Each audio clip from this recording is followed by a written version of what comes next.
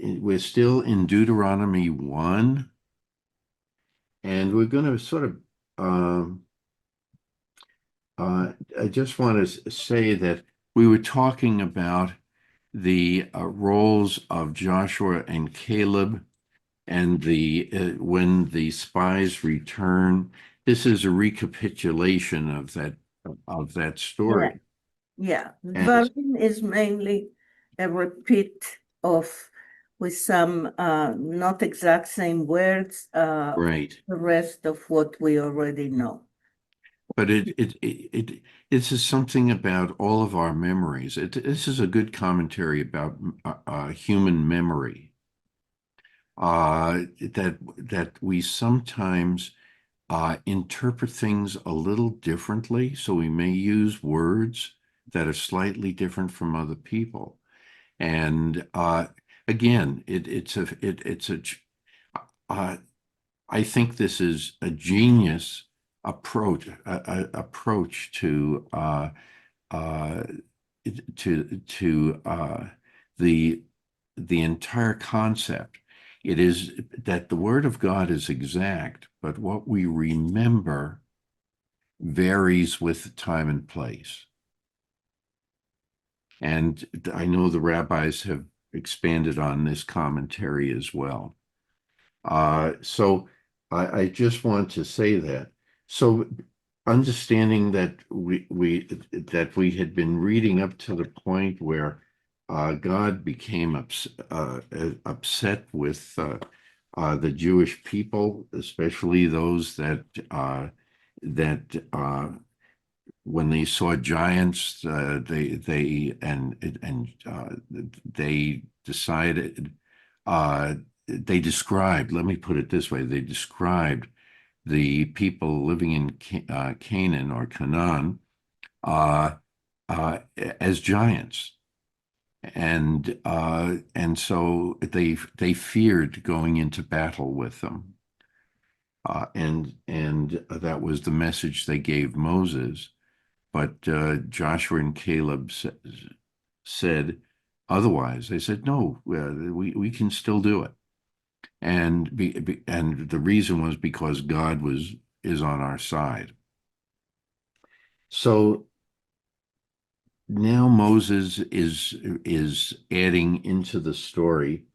He's mentioning his interpretation of events. So we are on Deuteronomy 1, verse 37. So, David, would you, I've almost forgot. David, why don't you read your words about Galileo, and then if you would then break into uh, reading 37 through the end of 40. Okay? Thank you. Thank you, and I'm welcome. I'm glad to see all of you here today. Today's poem there are a couple of very short structures that I'd like to share with you. It's about Galileo, who, in addition to being probably the most famous, he is the father of modern science and then possibly the most famous astronomer who ever lived. But he had a most interesting life, and of all the people in the world other than Shakespeare, if I really wanted to meet someone, it would have been him. But anyway, we begin with John Milton in Areopagitica, where he says a story about his visit to Rome, to Italy. There it was that I found and visited the famous Galileo, grown old, a prisoner to the Inquisition, for thinking in astronomy otherwise than the Franciscan and Dominican licensers of thought. And then he goes on for quite some time about his discussion. But I think what he didn't say was that they talked for a long time and they got to be friends. And the other one is two verses from Paradise Lost, one from Book 1. Through optic glass, the Tuscan artist views at evening from the top of Fasole, or in Valdarno, to descry new lands, rivers, or mountains in her spotty globe. And the whole beauty of that is that he is Milton is describing Galileo's look through a telescope at the moon. And in the final one, this has to do with Galileo. And of all the people that Milton mentions in his wonderful epic, Paradise Lost, he only mentions one. He mentions a lot of angels, but he only mentions one human being, as far as I know, by name, and that is Galileo. As wind by night, the glass of Galileo, less assured, observe imagined lands and regions in the moon, or pilot from amidst the Cyclades, Delos or Samos first appearing in Cannes, a cloudy spot. And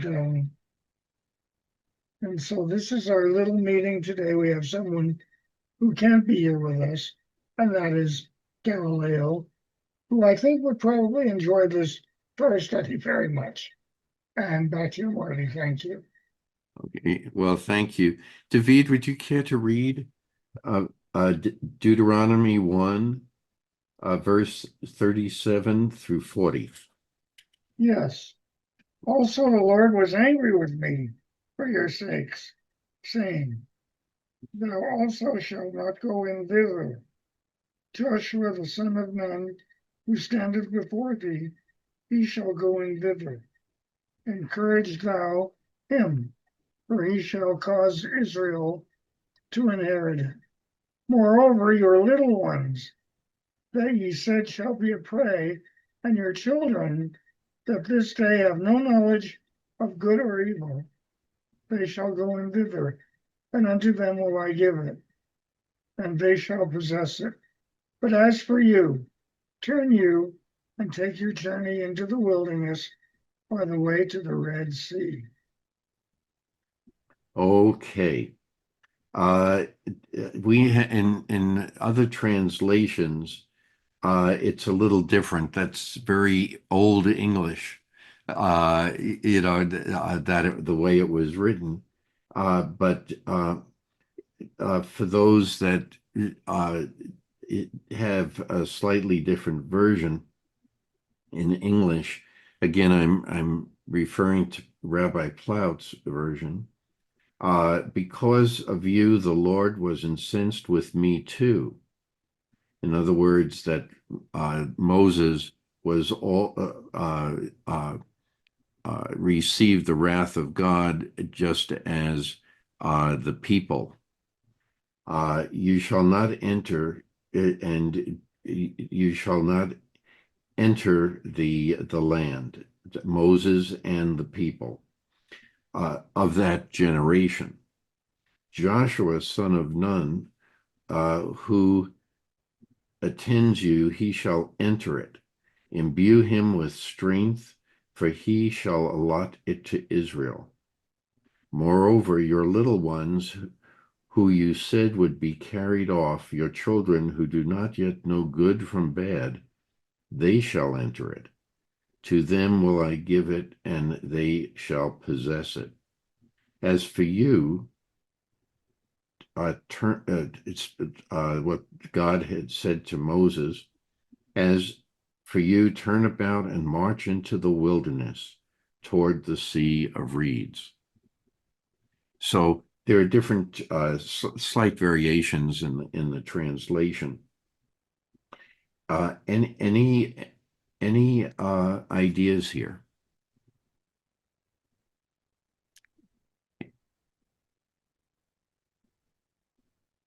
David, do you have any ideas about what you were reading? Well, only that about God's anger, because one of the major themes that we talk about in Torah study that goes on and on is God's anger with Israel.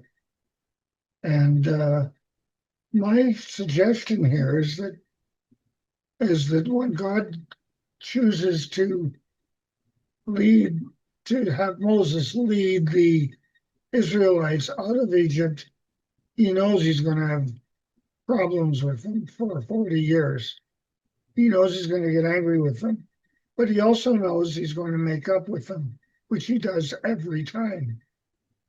And in a way, I think that thought is one of the most beautiful so far, as Moses is summarizing in his big speech here in Deuteronomy. That he's actually giving a lecture to the Jewish people, to the Israelites, and he's reminding them of their long journey that is about to come to an end. Okay. Rabbi Mary, did you want to add anything? Not really, not at this Okay. point, thank you. Okay. Well, the people I can't see, but now, but David, would you care to read on through verses 40 to the end of 45? Okay, here we go. And I'm sorry about my version. It's But okay. Don't worry. Don't worry, because the thing is, sometimes it can be a little different and imply slightly different things. So that's the why. version is done according to the Masoretic text. I know. And here we go. So 41 to 45. If I can find it, here we are. Then he answered and said unto me, we have sinned against the Lord. We will go up and fight according to all that the Lord our God commandeth us. And he girdled and on every man his weapons of war, and deemed it a light thing to go up into the hill country. And the Lord said unto me, say unto them, go not up, neither fight, for I am not among you, lest you be smitten before your enemies. So I spoke unto you, and ye hearkened not, but ye rebelled against the commandment of the Lord, and were presumptuous, and were sent up into the hill country. And the Amorites that dwell in that hill country came out against you, and chased you, as bees do. And here we have the bees, although the bees are here, as Sure. bees do, and beat you down in Seir, even unto Homa. And he resumed, and he returned, and wept before the Lord. But the Lord hearkened not to your voice, nor gave ear unto you. So ye Oh, abode in Kadesh many days, according unto the days that ye abode there. Extra verse. okay. Any considerations we should make, or any ideas that you may have, or questions?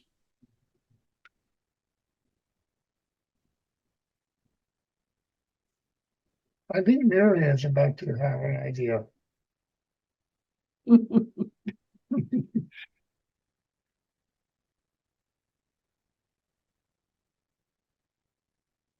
Well, you remember what we were talking about earlier, some of the different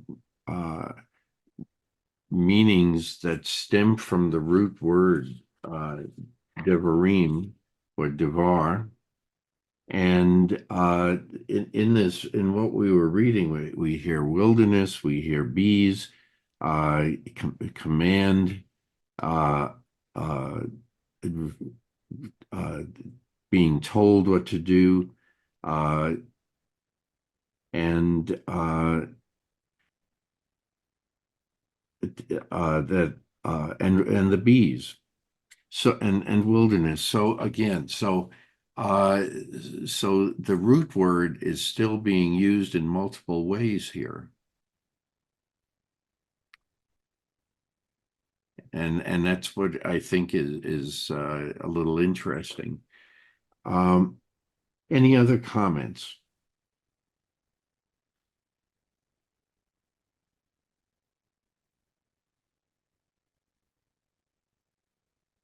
I don't hear any, so let's move on.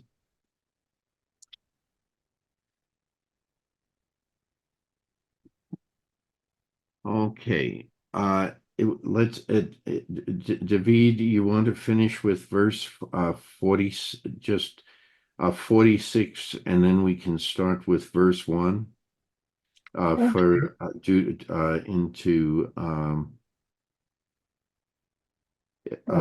Two. Deuteronomy 2. Yes. Before we do that, I have a question. Oh, sure. What do we do after we get to the end of Deuteronomy? We start again. We start again. Okay, I like that. I like that answer. It is. That's what we do. I mean, that's what we do. And it starting over. By the way, there are many starting overs in the entire book of Torah. And one thing that some commentaries have made, that there are many chances to start over, regardless of what happens to around us.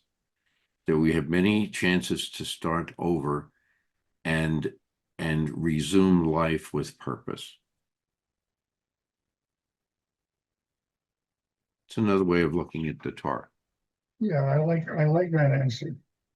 And Anyway, you know what, David, what I realize, and this the rabbis mentioned a long time ago, Yeah, is that every time that I read, I discover things that I did not notice that's before. right. The things were there. It's not that someone came and added or changed, but our eyes see things that they did not notice or that they understand it differently. And I think it's one of the beauties of going with the roll and re-roll it and start all over. It's quite fascinating to do it. I mean, probably when you read a book, any book, when you do it again, Yeah, that's what's happening. that's right. It depends on what is in currently. Hi, Rabbi.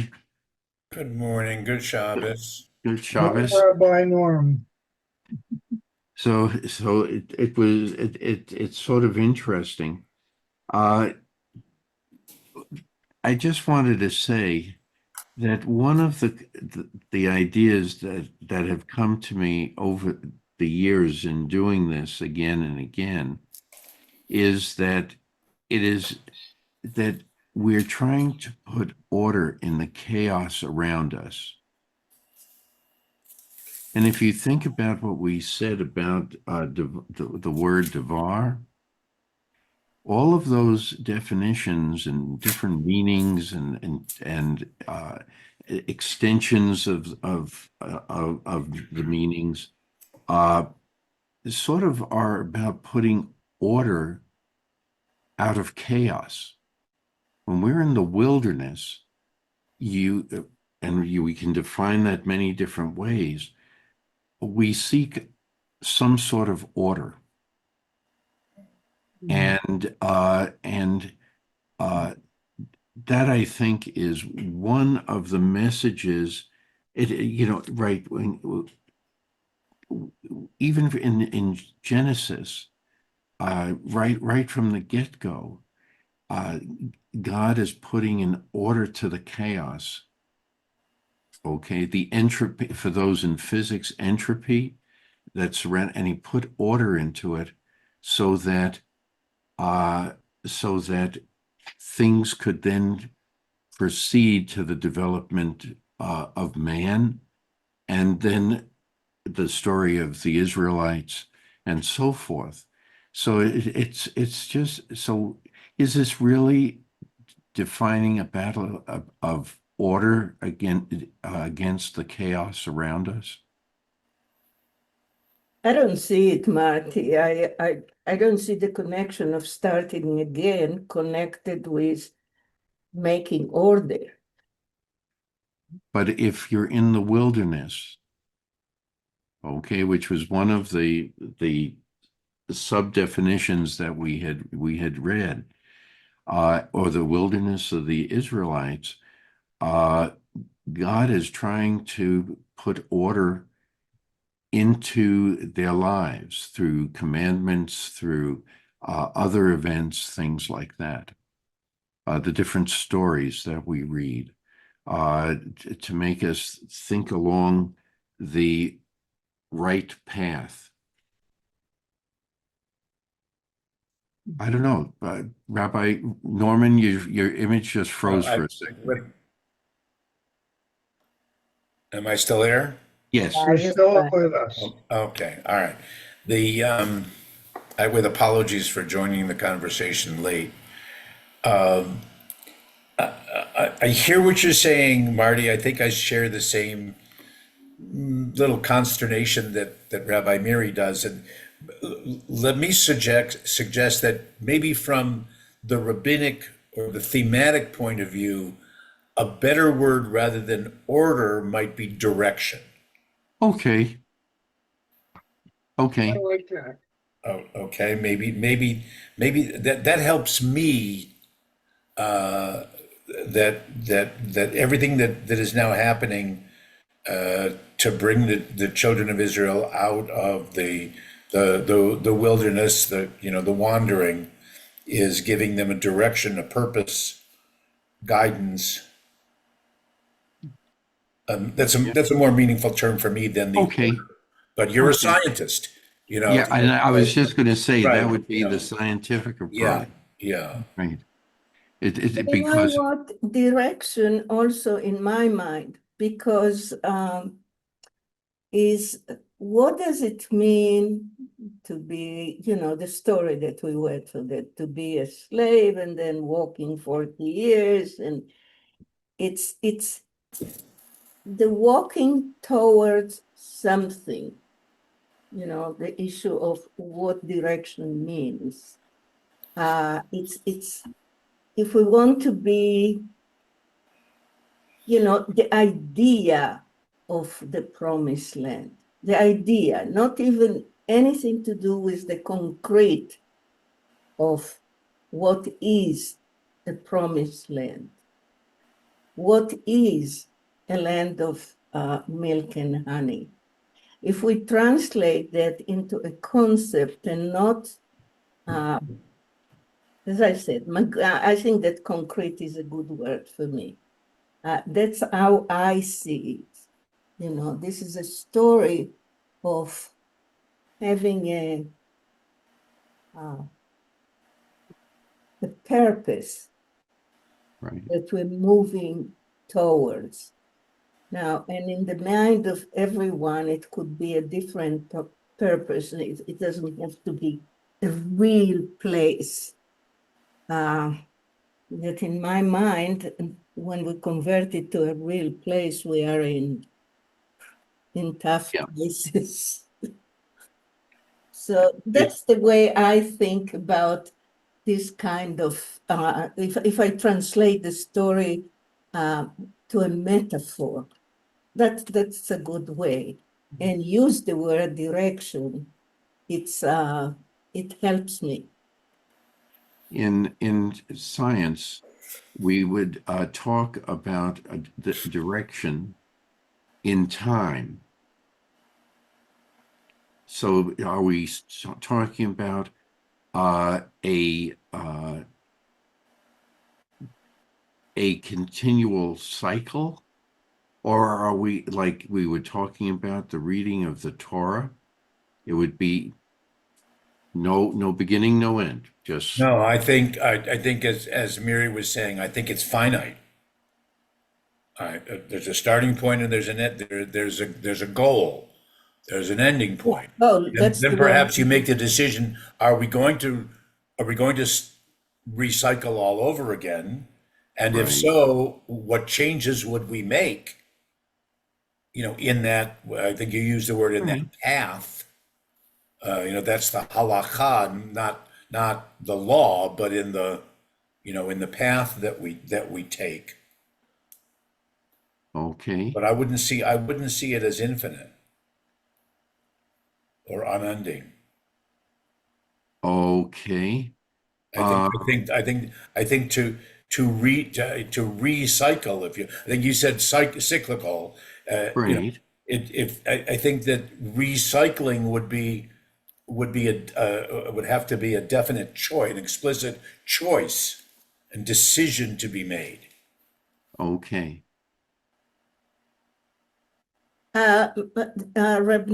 Norm, what this conversation started a moment ago when David said, "What do we do after we finish reading Dvarim?" Ah, okay, all right. So I said, "Well, we start again, Well, we have a while to go at this rate. Yeah." God willing, we should all be there when Yeah, when we. yeah. So, But when we talk about the issue of the marching from Egypt is, as we were saying, yeah. because in a way, when you look at the path, it's almost like a circle in the wilderness. Um, the other thing is it's been said that God is infinite.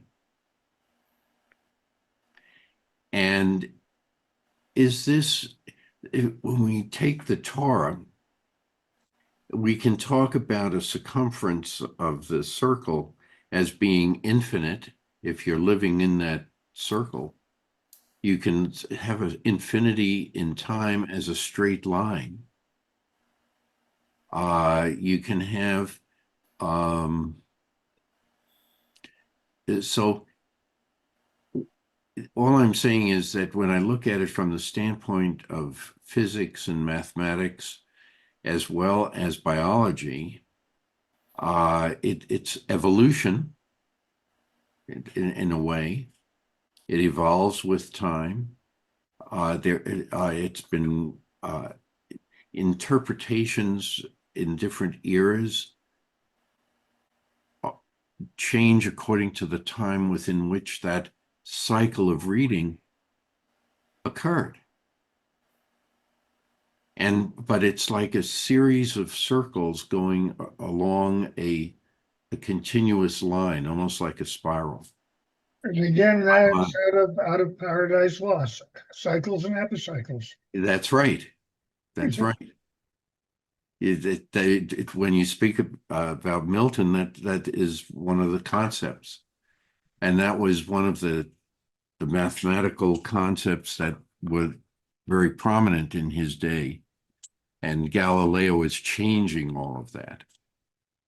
So it becomes a very it just it adds more chaos to my thinking when I'm thinking of all these different dimensions and how they relate to what we're reading, and it changes in history and philosophy and things like that, generation to generation. Yes, Rabbi.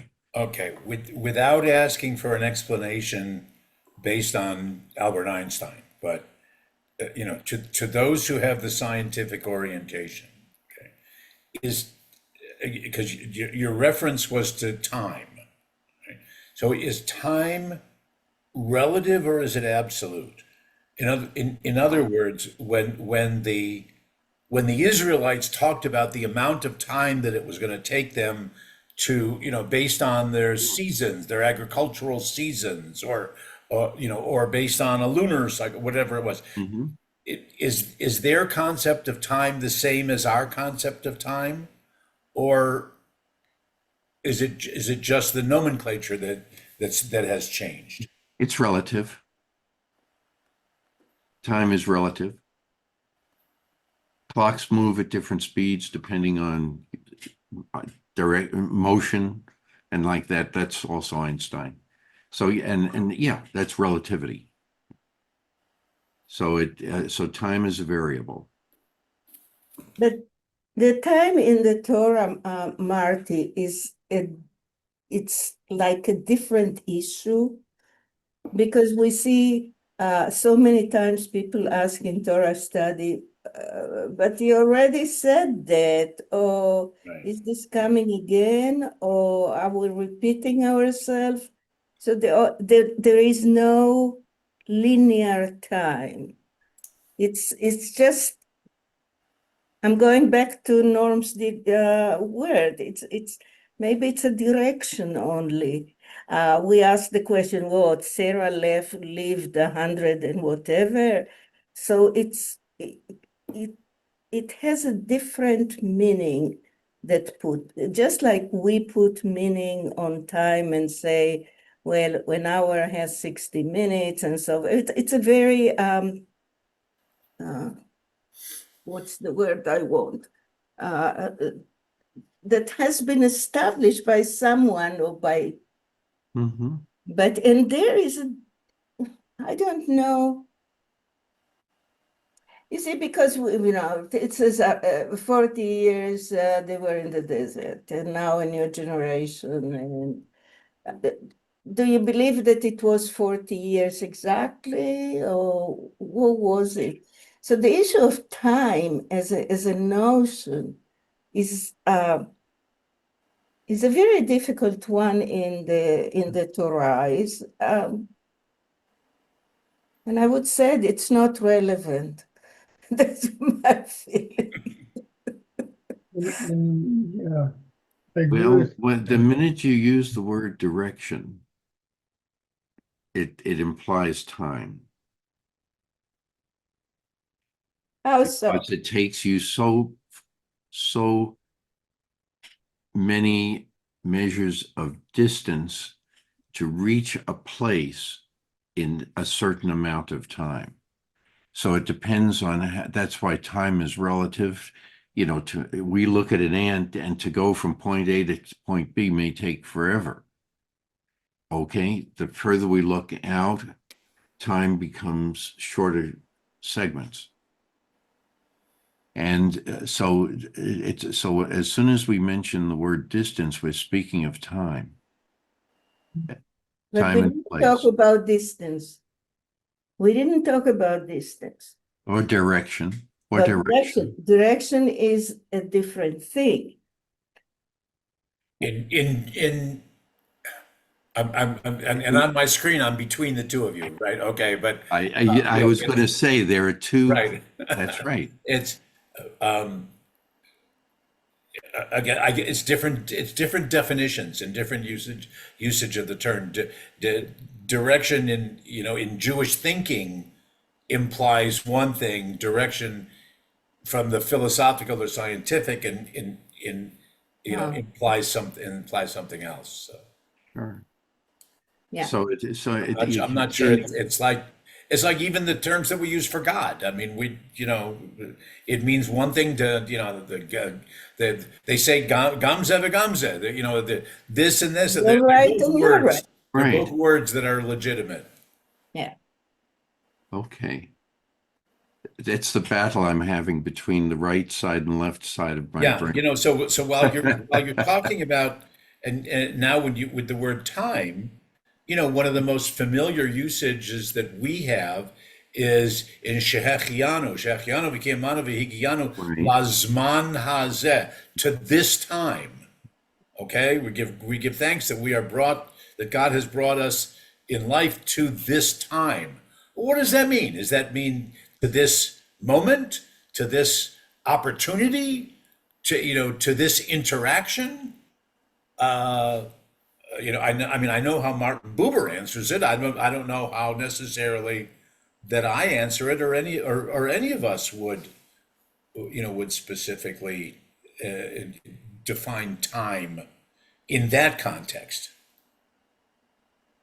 Okay. So in my mind, if we think in terms of cycles, when somebody, let's say somebody is 80 years old, all they've done is gone around the sun 80 times.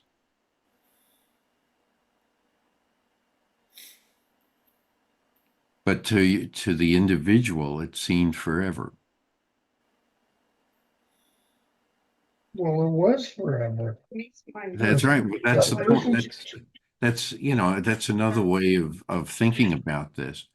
But time is we can think of it in different ways, but it is sort of linear, unidirectional. When Einstein came out with relativity, That's right. there were a lot of people that really took it very seriously, and everybody did. It was very important. But a lot of people had fun with it, including Einstein himself. Sure. I remembered reading in the Journal of the Royal Astronomical Society of Canada.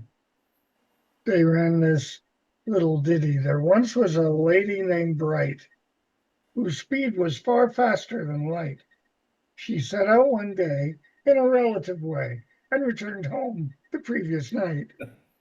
That's right. As a matter of fact, that's very true. And I'm glad you mentioned that. So that's a cheerful way of thinking of this. And enough about deep thought. Anyway, is there someone else who would like to read? Welcome, Mike. How are you Thank you. doing? Okay. Uh, Good. anyway, I came in late, so I apologize for that. And I hope I'm not speaking about something that has already been said, but this, what you're talking about is rather interesting. And if I could make my own comment about that, Sure. the Torah would be, based on what I'm hearing, would be an example of something that's ongoing, that does not end, has no beginning really, and Mhm. it has a beginning, but it doesn't have an end. And so there's a purpose in that I see, and that the sages up until today would discuss when they study Torah, and they study it all the time, to find and to look for improvements. Let me use that word. To see, well, this can be because of what happened, and there's what comes in unforeseen circumstances, unforeseen consequences based on actions or unaction, different things of that nature.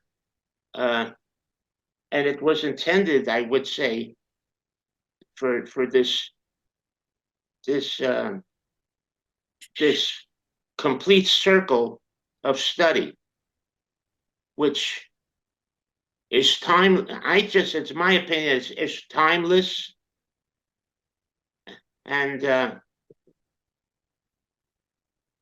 has really no distance. It's just continuance, and something that was not meant to have a distance, but a continuance. Very interesting. I like that. And so that's what I probably have more things, but I have to think about it a little bit more. But that's just a general concept of the Torah, the way it's written, and what's behind it. I Thank you. agree with that, Michael, and it's good to see you here. Thanks. Good to see you. Good to see everybody. Hi, Amy. It is. So if we want to read, continue reading, and I'm sorry I came up with an idea like that. Yes, I think about crazy things sometimes. Anyway, we are on Deuteronomy 2. And wait a minute, just a second, I just want, yeah. And it's verse 1. So if we just start with, it's one of those sentences that start with the last verse, but you can also make it a capital W, and it works out okay. So if somebody would care to read verses 1 through the end of 7. 7.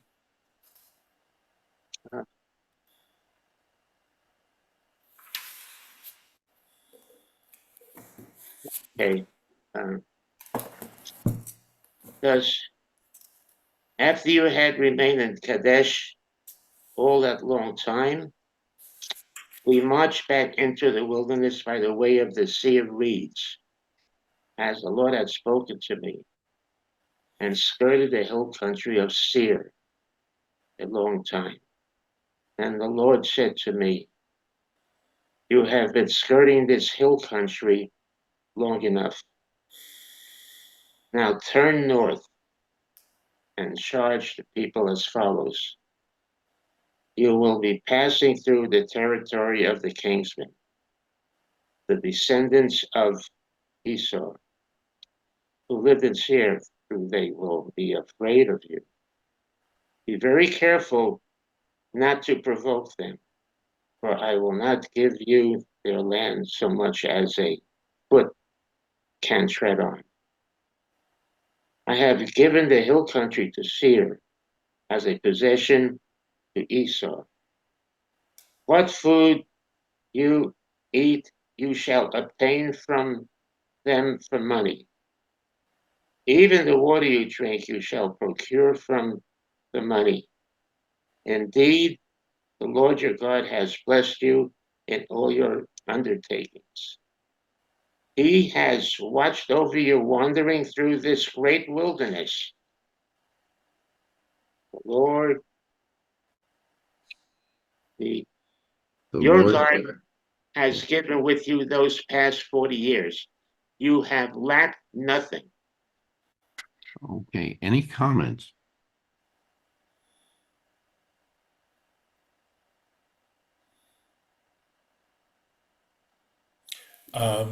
Yes, Well, Rabbi.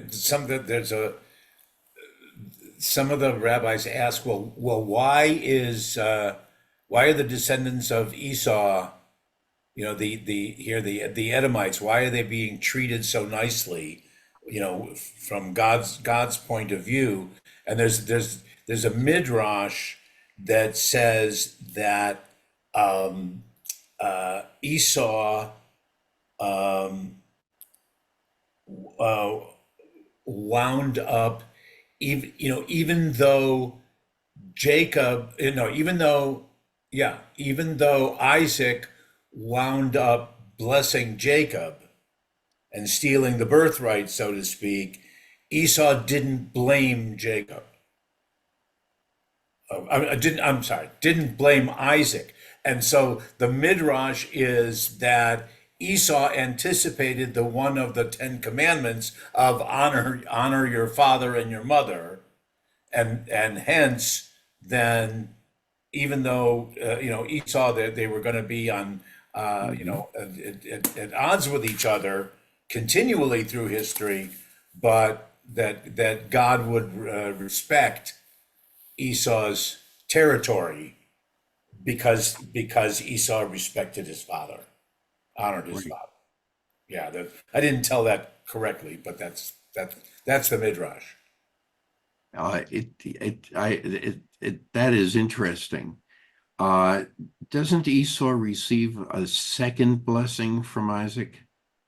Yeah, Yeah, Yeah. but not the birthright as head of Not the the clan. birthright. That's But he correct. does right.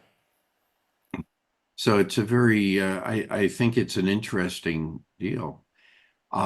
Maybe there's a lesson here, uh, that it's something that we have to think of, neighbors.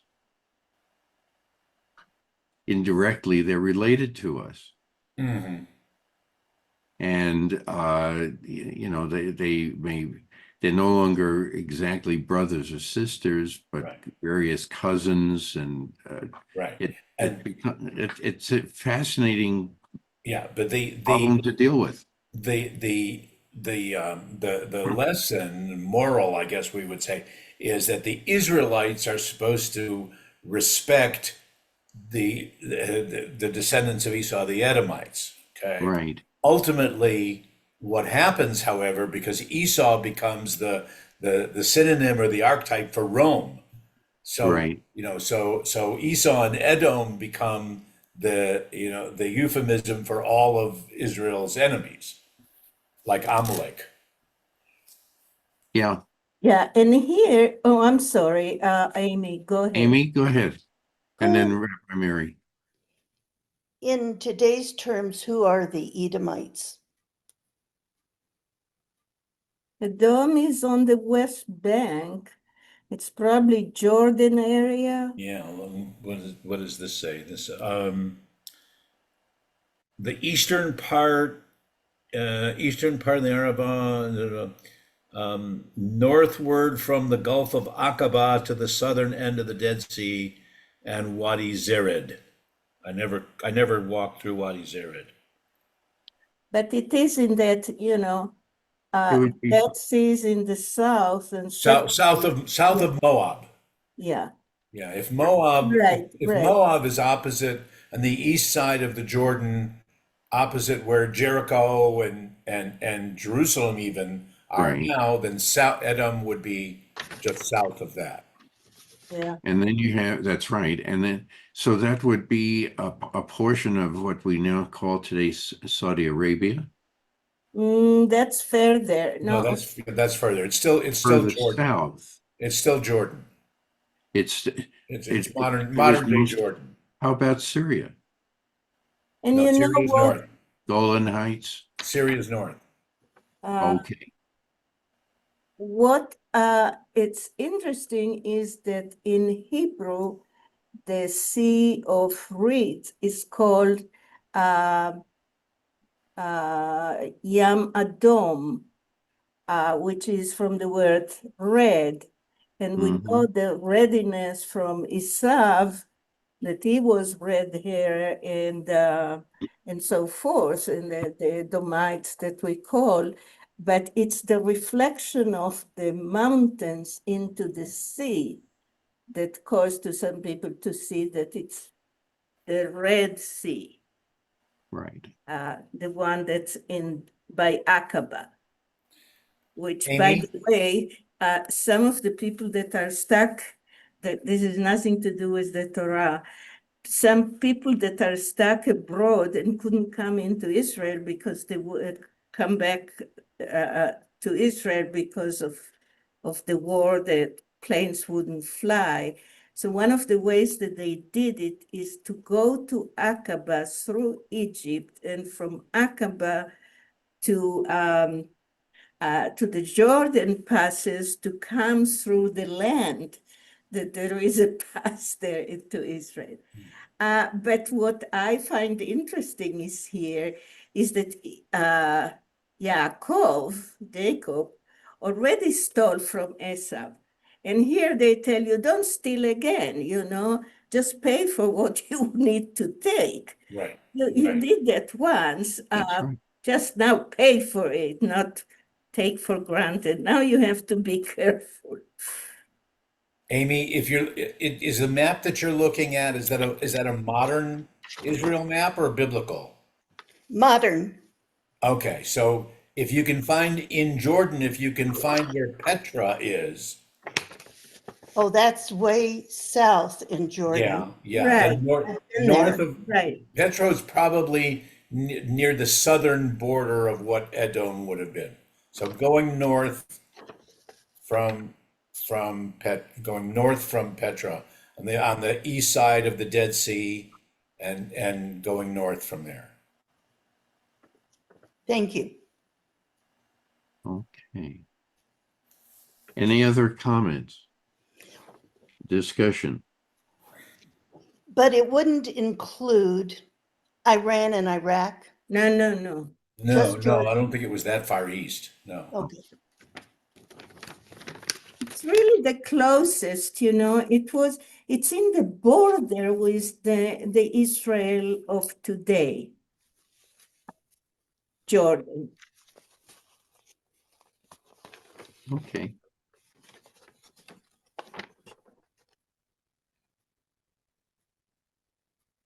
Okay, any other comments? Let's start with verse 8. Somebody would be kind to read 8 to the end of 12. Okay, I could give that a whirl. Okay. So we passed by from our brethren, the children of Esau, that dwell in Seir, from the way of the Arabah, from Elath, and from Zion Geber, and returned and passed by the way of the wilderness of Moab. And the Lord said unto me, Be not at enmity with Moab, neither contend with them in battle, for I will not give thee his land for a possession, because I have given Ar unto the children of Lot for a possession. Then in Mean dwelt therein aforetime a people great and many and tall as the Anakim. These also are accounted Rephaim as the Anakim, but the Moabites called them Ammon.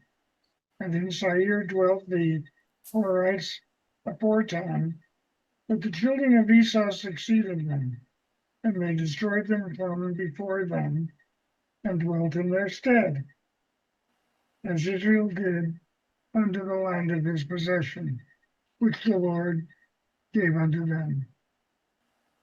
Okay. Any comments? Well, here is the same words that they describe the people of there are the words that the spies that went to Canaan used to say, well, this is a land that has people that are big, that are large, and we won't be able to fight with them. Yes. And here the same words appear. So maybe the spies didn't go to the right place.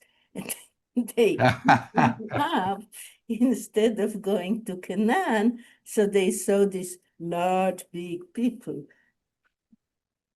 It's an interesting point. They didn't have a compass. That's right. Oh, golly. Any other comments about that? Okay.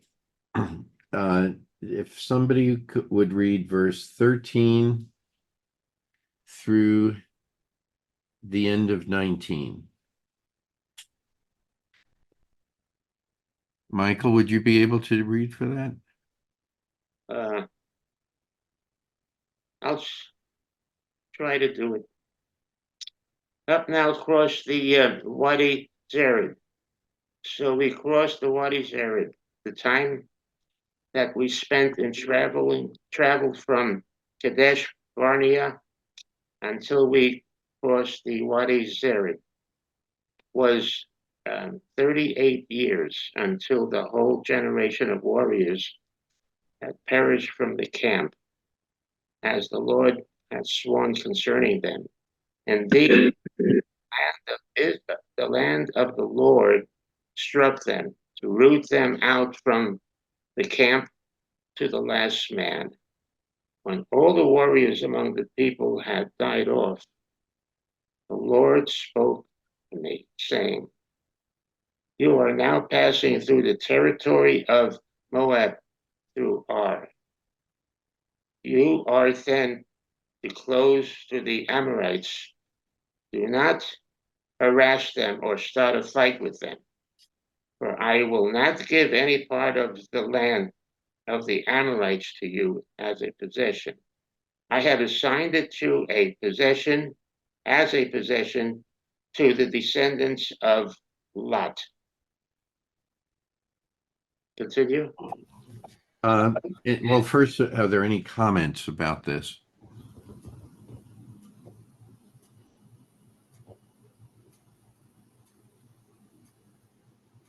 So, who are all the warriors among the people that have died off?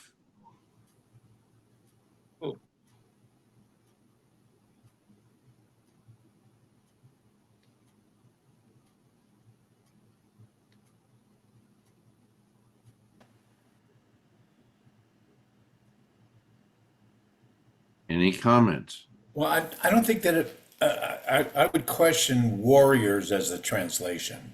All right. It says Please. Anshe Milchama, people of war, but I think that just meant the adult males, Right. the ones who were That's the first thing, right? eligible to fight, and because they were the ones who were counted in the census.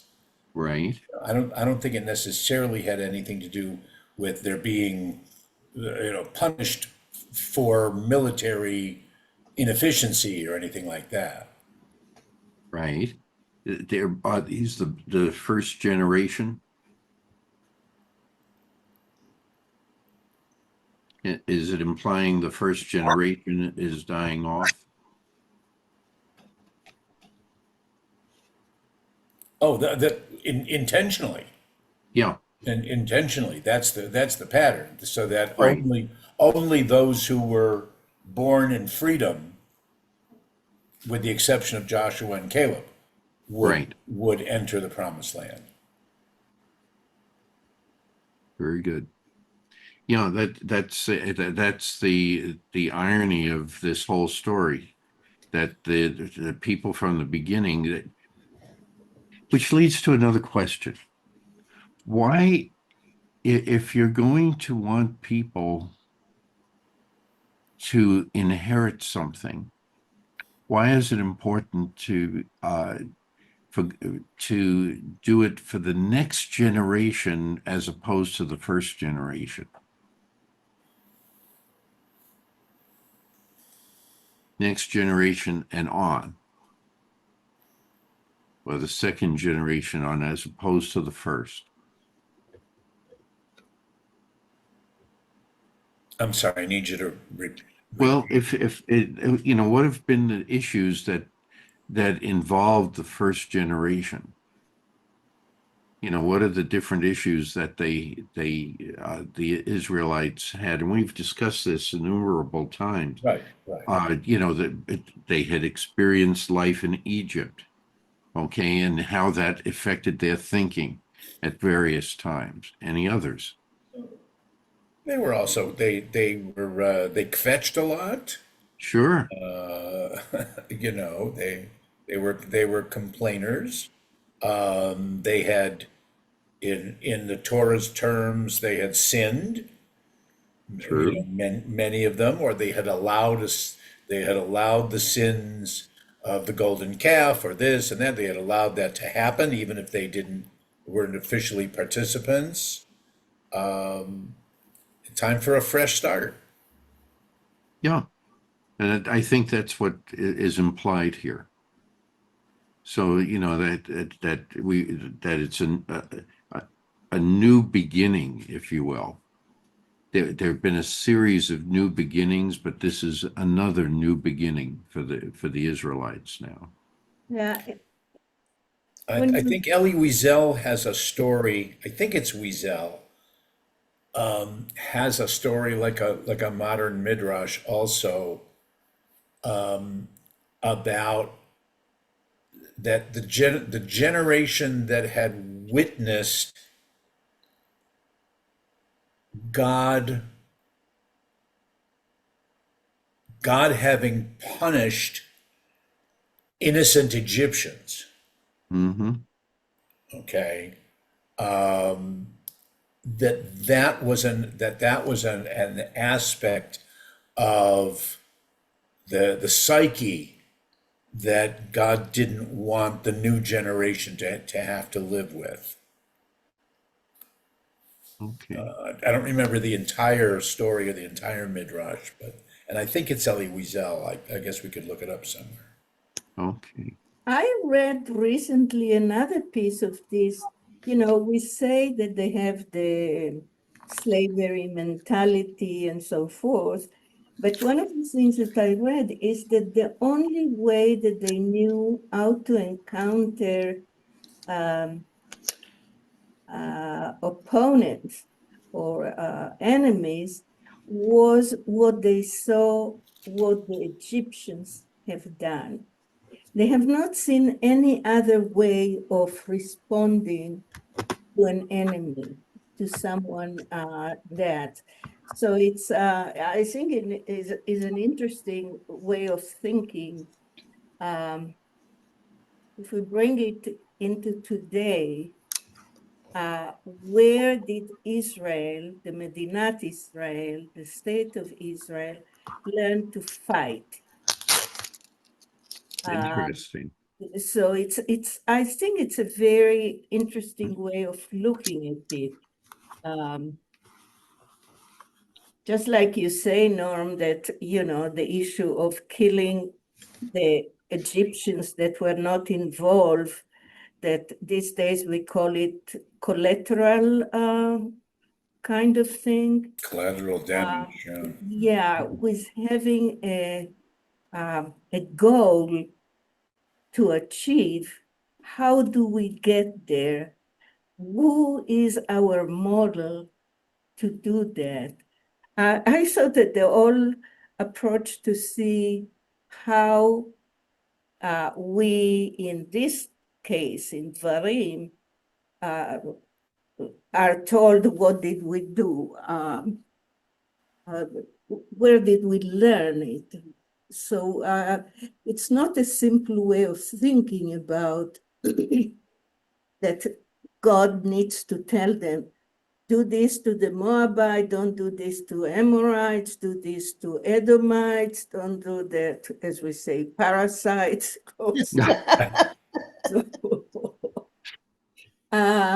yeah, you know, you do what you know and you learn what to do from what you see. So it's an interesting way of thinking about how many fights and wars we did before we went and entered Canaan, and even there we do it. Uh, that's something to think about. At least for, The words innocent Egyptian has struck me. It strikes me very hard. Are there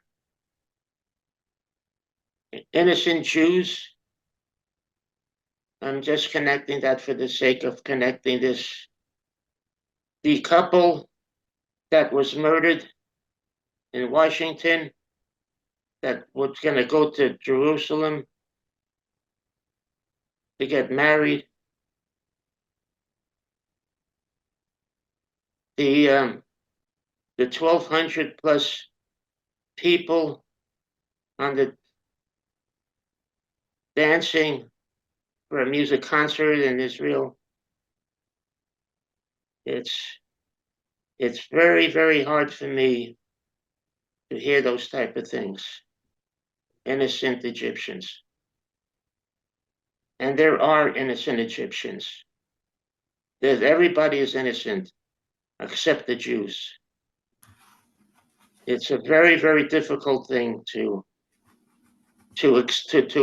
accept.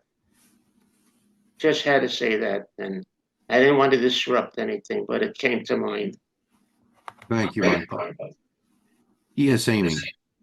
Well, this is a little bit off topic, but I want to ask Rabbi Norm if there's going to be a time that we can discuss the United States involvement in Iran and the Israel war and repercussions, because I've been following that pretty carefully and talking to people at Temple, and I keep hearing opinions all over the place. Netanyahu says one thing, but maybe something else different seems to be evident. I really am confused over if the United States should have bombed those targets in Iran or not. I'd like to know an educated opinion on that.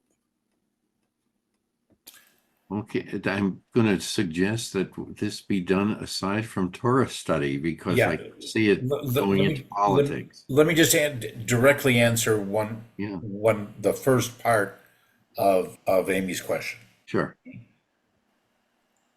Sadly, no, there really isn't an opportunity yet that is scheduled to have an open discussion. That doesn't mean that there won't be, but there hasn't been yet. Secondly, however, my feeling and opinion are stated in the July 1st shofar that you should be getting in the next 3-4 days, I guess. Okay. Thank you. Okay. Okay. And agree that it's complicated, confusing, and there are many, many, many educated voices on all sides. Now, the other thing, Michael, is, and I noticed when I travel, is that there, and even in the United States, is that Jews and Israel are as one. So whatever Israel does, it affects every Jew because it's the same thing. And I've seen this years ago when I was traveling, I think it was in Spain. It was the same kind of thing, you know. We Jews in America, it's our fault of what's happened in Gaza because we are at the same time Israelis and that. So that's one type of thing. The other one that I want to tell you about the Egyptians is the story that we heard before that, you know, when they crossed the sea, all the Egyptians died in the water, and Miriam and the women sing and dance, and God starts crying. And he said, "Why are you crying? You know, we crossed." And he said, "Well, they're all my children. And when my children are dying, it affects me as well." So there is another notion of we are all the children, no matter who does what. But know that you are like an Israeli. Whatever the Israeli does, the Jew does.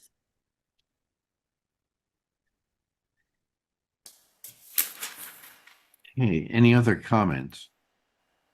Okay. I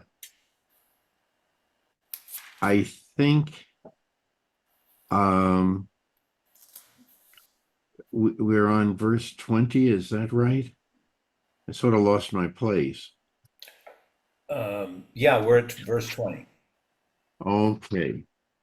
So if we could read about the land of the Ammonites, who are the descendants of Lot. And so, David, if you would care to read verses 20 through the end of 25. Yes, thank you, Mark. Thank you, Marty. I do care to read that. And I said unto you, ye are come unto the hill country of the Amorites, which the Lord our God giveth unto us. Behold, the Lord our God hath set the land before thee.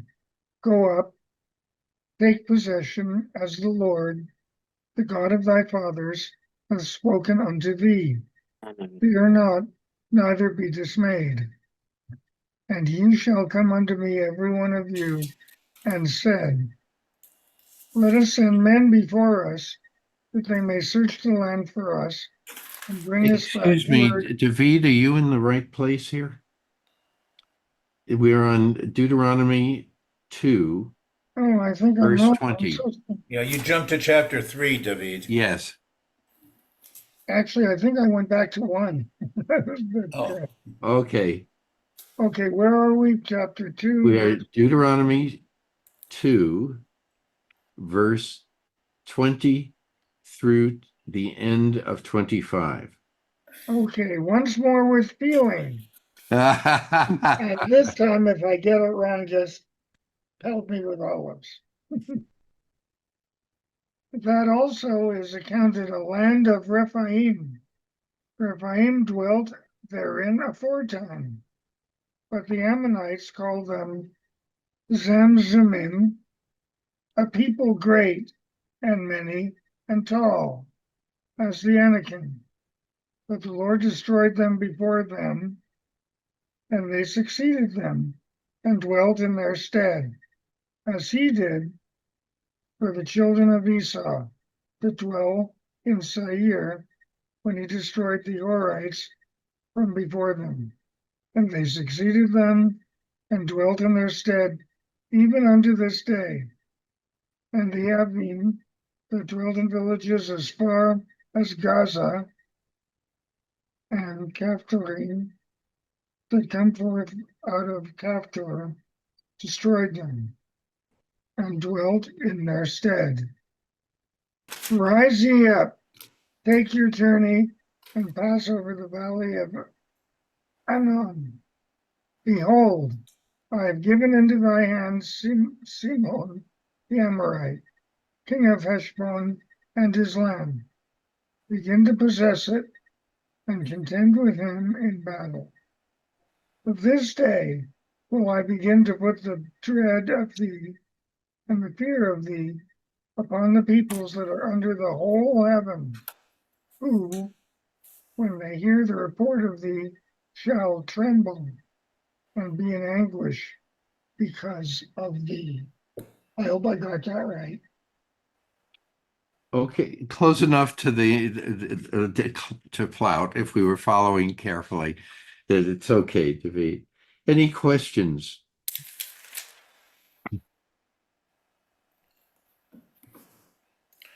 There's I would a have said, there's a comment in the Eitz Chaim here that the Ammonites, who are also referred to as the Zamzumim, Yes. all right, that's an onomatopoeic, Yeah. that because their particular Semitic language sounded like buzzing.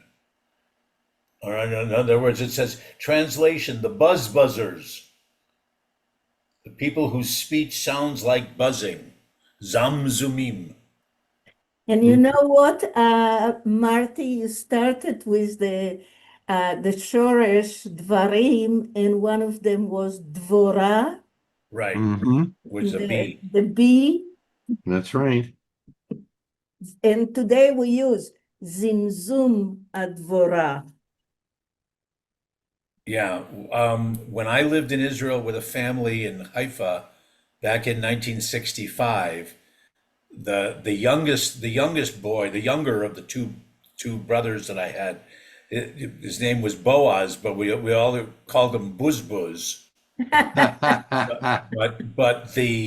But I remember distinctly when in Opan class that we had to talk about our family in Hebrew, and I referred to Boaz Shekorim Lo Buz Buz, and the teacher, who was much more knowledgeable about Torah at that time than I, said, "Aha, kama zamzumim." I didn't know what she was talking about, but you know, Zoom, zoom, zoom, zoom. Itahev, there's a song. Itahev Azvuv Bidvorah. Zoom, zoom, zoom, zoom. It's just, like the yeah. bee, zoom, zoom, zoom, buzz like the bee. Marty, I apologize. I I'm know gonna you had go to. back and spend some time with Okay, the family on the phone. I I understand. wish everyone Shabbat Shalom. Shabbat Shabbat Shalom. Shalom. Shabbat. My so apologies. It's okay. Thank you for all the information you gave us. Oh, yeah. Mary, I don't know, you had said that you were going to be leaving. Yeah, I have still till 11:30. Oh, okay, okay. Any other comments about this? Yeah, Marty, I've got to leave also. I apologize. Things happen. Are you okay? And Betty? Well, I'm going to have my test. Betty Oh, is doing good. I'm gonna have my test on Wednesday, and we'll see what happens. all right. We wish you well and Thanks. hope everything does all right with that. Yeah, it will. I praying for that. Thank you. You're Thank you, welcome. Marty. And always regards to Susan, please. I will relay that on. Thank you. Thank you. Before all of you go, I do have an announcement to make I'd like to share with you.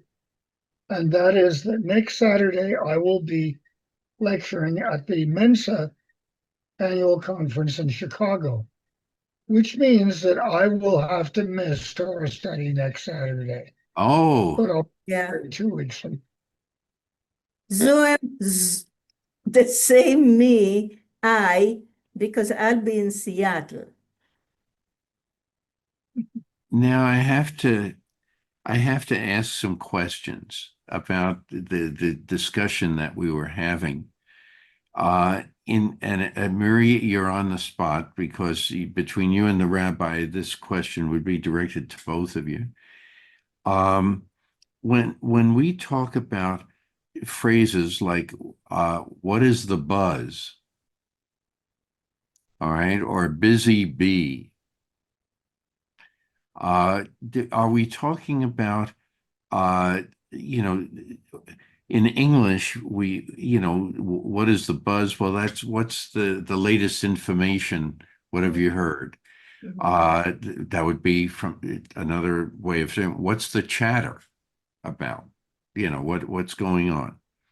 And when we say a busy bee, that's it's not a buzzy bee. It's a something that's working hard, like a bee.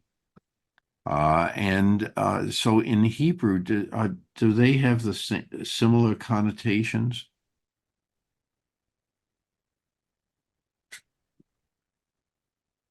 Because English and Hebrew will have different idiomatic phrases and things like Mhm. that. Mm. Actually, the one that I can recall is working hard like an ant. not- Right.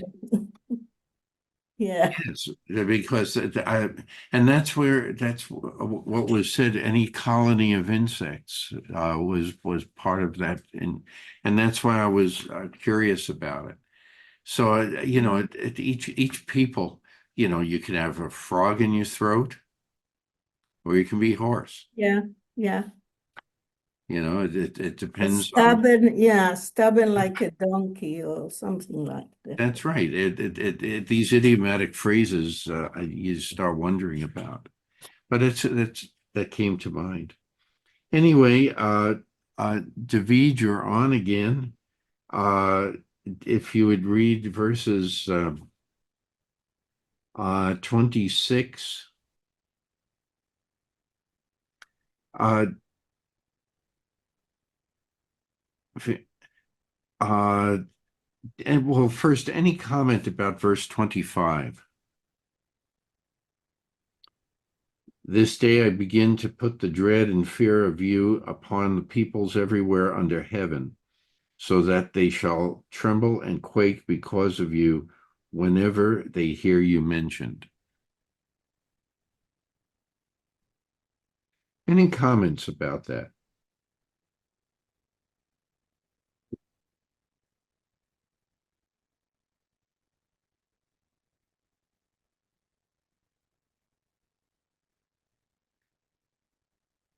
Is this a positive way of looking at us or a negative way of looking at us? I would suggest it's a positive way. Um, for the only reason that I believe Torah seeks to find the positive wherever possible. Sure. sure. Mm. But it also puts, people, is this a commentary about resentment? Because when people start to fear, one of one of the reactions they can have is one of resentment. Mm. Could be. I Could just, be that they yeah, believe that our God is on our side and it's a very strong Yeah. God. In those times, what happened at those times, it's the God that helps you win. And it seems like they were afraid of us due to who's on our side helping us or something, sure, or by seeing what happened to others. right. By the way, in the story of Esther, this comes out. Yes, go ahead. Yes, Amy, please. Well, fear also can mean respect. It can lead to respect also. Yes. Well, that's the good side. Right. But, but what I'm saying is it's a tremendous onus to be placed upon people because it can go either way. Right. So anyway, any other comments? All right, David, you're on again. Verses Okay, 26 through the end of 31. okay. And I sent messengers, out of the wilderness of Kedemoth unto Sihon, king of Heshbon, with words of peace, saying, Let me pass through the land. I will go along by the highway. I will neither turn unto the right hand nor to the left. Thou shalt sell me food for money, that I may eat, and give me water for money, that I may drink. Only let me pass through on my feet, as the children of Esau that dwell in Seir, and the Moabites that dwell in Ar did unto me, until I shall pass over the Jordan into the land which the Lord our God giveth us. But Sihon, king of Heshbon, would not let us pass by him. For the Lord God hardened his spirit and made his heart obstinate, that he might deliver him unto thy hand, who appeareth this day. And the Lord said unto me, Behold, I have begun to deliver up Sihon and his land before thee. Begin to possess his land. Any comments?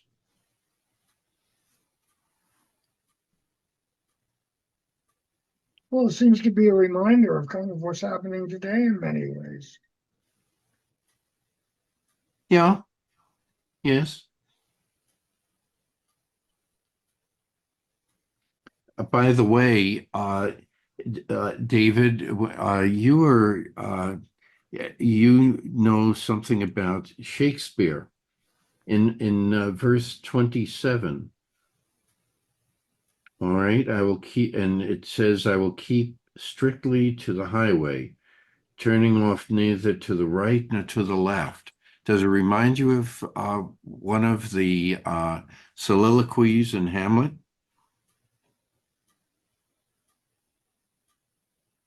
It actually kind of, not so much the subject, but the wording.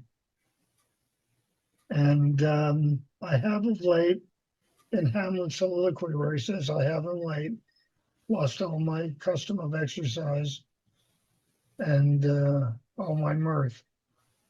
And it goes with me that this goodly frame the earth, and goes on like that. But it's not so much the content as the wording that seems to remind me of that soliloquy.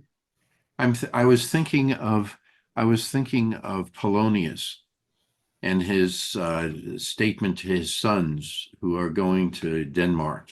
Yes, neither a borrower nor a lender be. That's right. That's right. And it goes on, taking both sides of every issue. Don't do this, don't do that. And it seems like a phrase that right out of, that Shakespeare used this in thinking about his soliloquy. I don't know. Except it wasn't a soliloquy because, except that Polonius was actually speaking to Yes. his daughter. And the soliloquies are usually done when the character just talks to him or herself. Okay. Okay. But anyway, I think you're right. I agree with you. I stand corrected. But as soon as I saw that the way it was phrased, I thought it was very interesting. It is. Hey And guys, I need to go. yes, Have a you had good mentioned. Shabbat and a good weekend. Okay. And as I said, next week I won't be with you. I'll think about you, but I won't be with you. Okay. And to Be every good. best regards to your family. Thank you. Okay, take care. So, this passage also goes into a little more detail about passing through uh, the land of the descendants of Esau. So, any other comments about this? Okay, David, if you would kindly read verses 32 through the end of 37. Okay, here we go. And then Sion came out against us, he and all this people, unto battle at Jahaz. And the Lord our God delivered him up before us, and we smote him, and his sons, and all his people. And we took all of his cities at this time, and utterly destroyed every city, the men, and the women, and the little ones. We left none remaining, only the cattle we took for a prey unto ourselves, with the spoil of the cities which we had taken.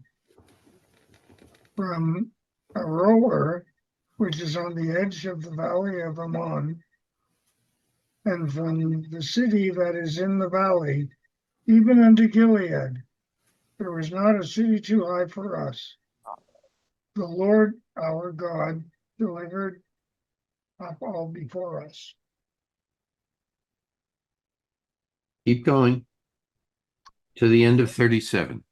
Okay, only to the land of the children of Ammon thou camest not near, all the side of the river Jabbok, and the cities of the hill country, and wheresoever the Lord our God forbade us. Okay. Any comments about this? Yeah, it's interesting he's talking about the hill country. Did God go to the hill country in Texas on the day of That's a good one, David. But no, the here it's rather interesting that by the way, the reflection of the has anyone ever been to Sedona? many times? Okay. Do you see the mesas? What color are the mesas? Red, Red. And what makes them red? iron, Yes, iron oxide, rust. And so there's a lot of iron there. And that area was volcanic at one time. And if you go into the area around just northeast of oh God, good golly.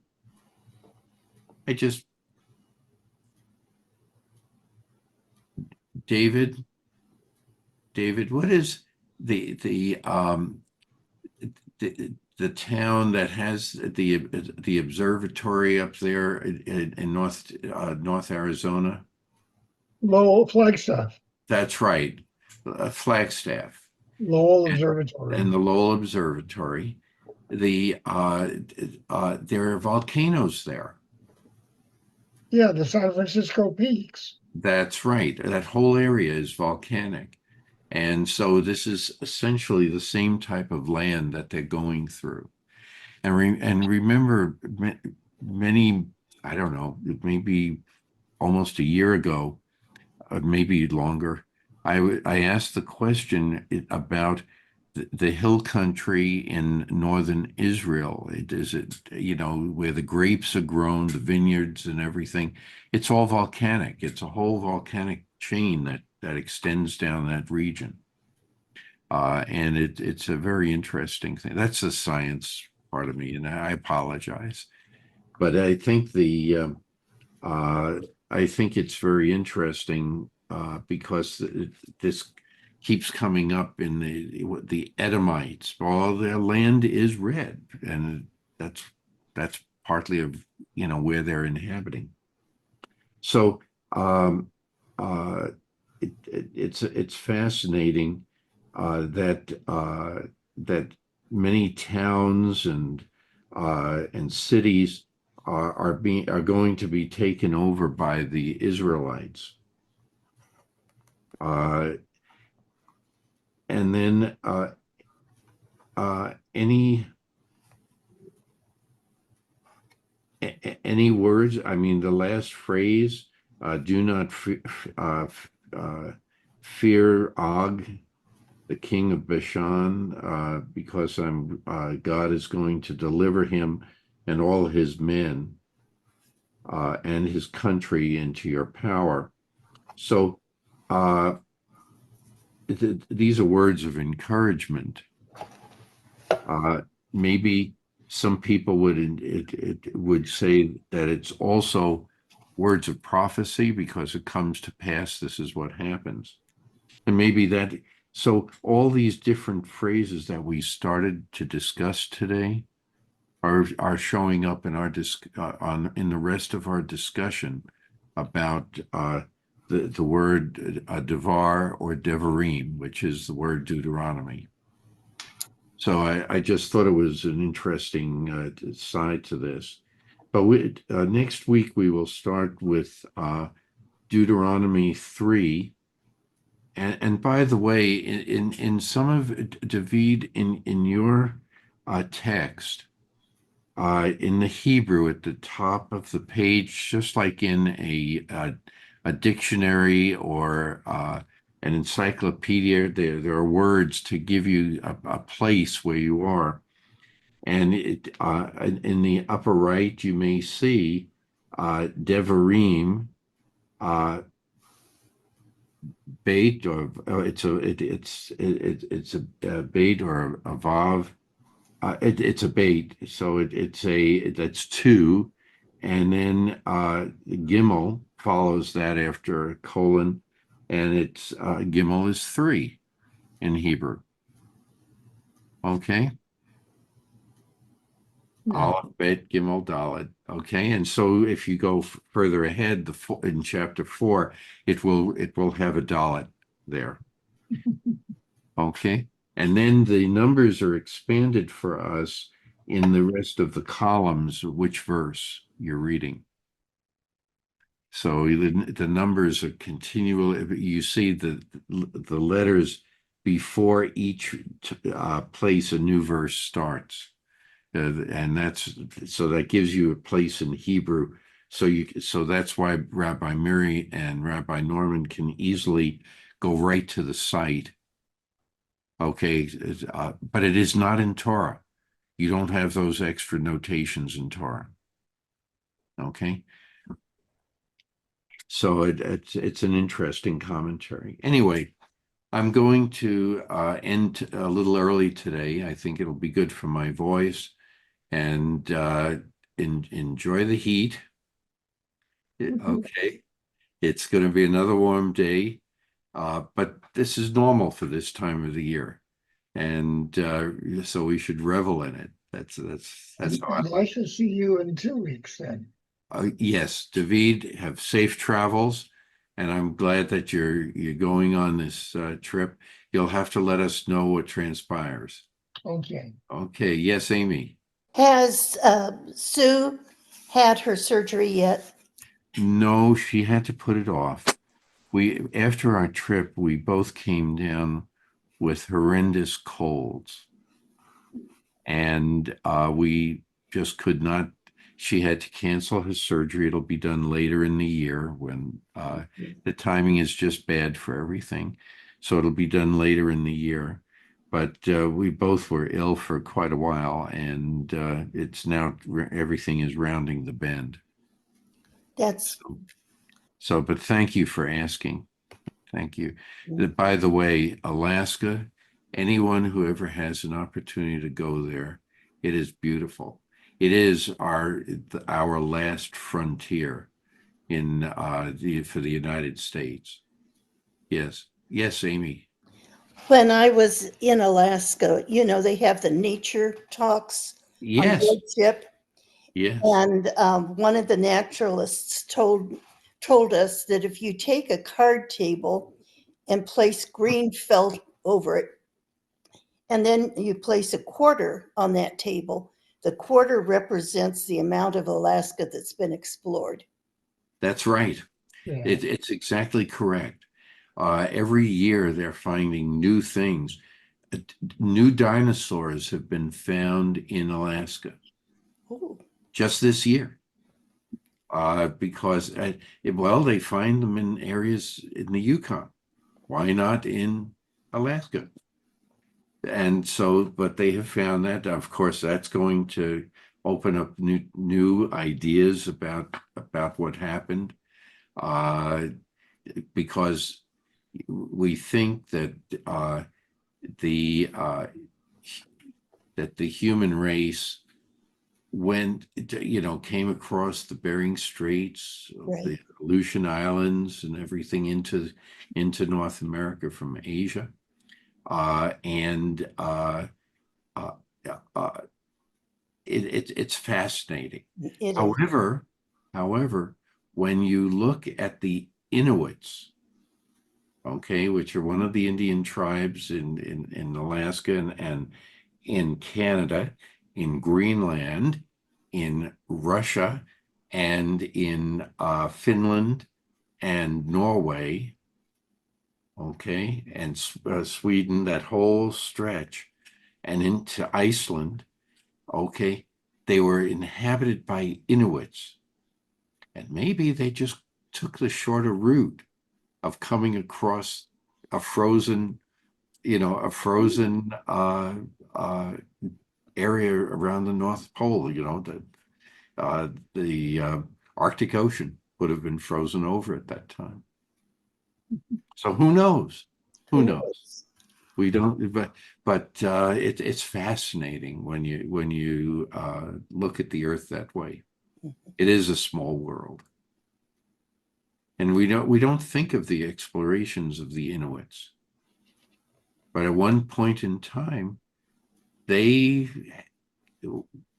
should be considered explorers, just like the Vikings, just like Marco Polo, all of these people. But they covered a large territory. So I didn't know that. So it's fascinating when you look at the world that way, and it really is small. By the way, we were in Ketchikan, and our tour was that we were supposed to be on was canceled because the weather was horrible. And I said to Sue, "That's okay. We'll just go into the town of Ketchikan." So we visited museums and learned a lot about the history of that area and the wildlife and all kinds of things.